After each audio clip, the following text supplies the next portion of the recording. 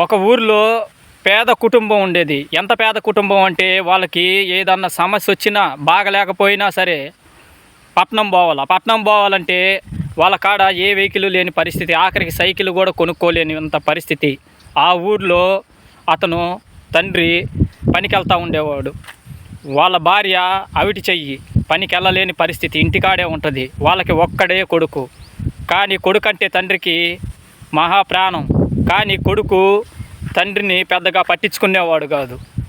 అయితే తల్లి కాడే ఉంటాడు కాబట్టి తల్లి ప్రేమ కొద్దిగా ఎక్కువగా ఉండేది. అయితే తండ్రి ఎప్పుడు తన కొడుకు తన్ను పట్టించుకోవటం లేదు, ప్రేమించటం లేదని బాధపడేవాడు. దగ్గరికి కూడా వచ్చేవాడు కాదు. అప్పుడు తండ్రికి ఆ ఊళ్ళో ఒక మంచి స్నేహితుడు పరిచయం అయ్యాడు.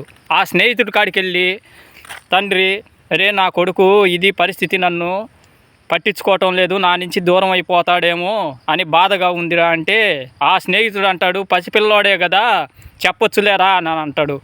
అప్పుడు దానికి ఒక సమయం రానే వస్తుంది. ఆ రోజు కొడుక్కి ఆడుకొని బాగా జ్వరం వస్తుంది. జ్వరం వచ్చినప్పుడు సాయంత్రానికి ఇంటికి వచ్చేస్తాడు. వచ్చినాక పిల్లోడికి చూస్తే బాగా ఫుల్లుగా జ్వరం తగులుతూ ఉంటుంది. ఇంకాంతన వాళ్ళ నాన్న పనిచేసి వచ్చి కాళ్ళన్నీ పాసి రక్తం ఎట్లా దారాలు గారుతూ ఉంటుంది. అయితే వాళ్ళ స్నేహితుడు, అరే నీ పరిస్థితి బాగాలేదు, నీ కొడుకుని నేను తీసుకొని వెళ్తాను హాస్పిటల్కి అని అంటాడు. అన్న తర్వాత అతని కాడ ఒక పాత స్కూటీ ఉంటుంది. దానికి పెట్రోల్ పోపించుకొని పిల్లోని కూర్చోబెట్టుకొని హాస్పిటల్కి పట్నం తీసుకొని వెళ్తాడు. పట్నం తీసుకొని వెళ్ళిన తర్వాత వచ్చే దోవలో మంచి ఎండ కాస్తూ ఉంటుంది. చెట్టు కింద కూర్చోబెడతాడు కాసేపు. చెట్టు కింద కూర్చోబెట్టిన తర్వాత ఆ నుంచి కట్టెలు కొట్టి అతని కాడికి తీసుకొని వెళ్తాడు. కట్టెలు కొట్టి అతని కాడికి తీసుకొని వెళ్ళిన తర్వాత ఆ నుంచి వచ్చేటప్పుడు శ్మశానం తగిలిద్ది. ఆ శ్మశానానికి కొద్దిగా దూరంగా పిల్లోడితో పాటు అతను ఇద్దరు నుంచుంటారు. నుంచున్న తర్వాత మళ్ళీ వచ్చేటప్పుడు, మీ నాన్నతోటి నువ్వు ఎందుకు సరిగ్గా ఎందుకు ఉండటం లేదు అని అడిగితే పిల్లోడు, మా నాన్న పొద్దున్నే వెళ్ళి సాయంత్రానికి వస్తాడు, మా నాన్నకి అలవాటు కొద్దిగా తక్కువ, మా అమ్మతోనే నేను బాగుంటాను అని అంటాడు. అంటే ఇప్పుడు మనం వచ్చే దోవలో నిన్ను ఒక చెట్టు కాడ నుంచోబెట్టా, అక్కడి నుంచి ఒక కట్టెలు కొట్టేవాడి కాడికి తీసుకొని వెళ్ళా, ఆ నుంచి శ్మశానం వెళ్ళే దోవలో కాసేపు నుంచున్నాం.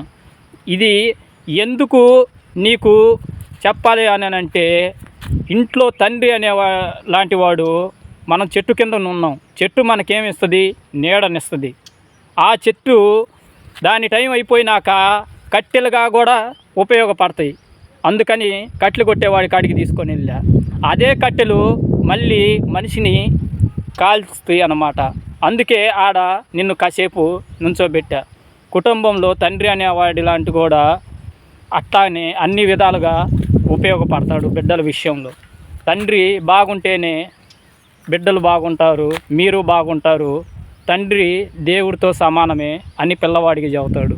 ఇది విన్న పిల్లవాడు తండ్రిని ఆ వయసులో అర్థం చేసుకోలేని పరిస్థితి. కానీ అది విన్న పిల్లవాడు తండ్రి గురించి కొద్దిగైనా అర్థం చేసుకొని తర్వాత వాళ్ళ తండ్రితో బాగుంటాం మొదలు పెడతాడు.